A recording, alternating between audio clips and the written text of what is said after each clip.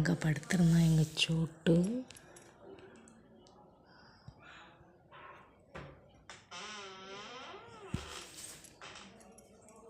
இல்லை நைட்டெல்லாம் தூக்கமே இல்லை, கண்ணு முழிச்சு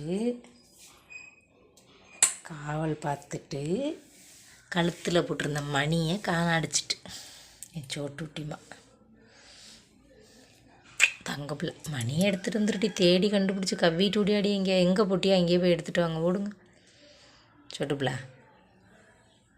மணி தான் அழகாக இருந்துச்சு சோட்டுக்கு. இப்போ மணி எடுத்துகிட்டு வந்துருங்க.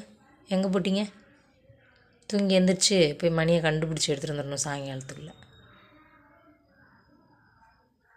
செத்தும் நைட்டெல்லாம் அவ்வளோ ஆட்டம் போட்டிருக்கு, விடிய விடிய குதிச்சுக்கிட்டு.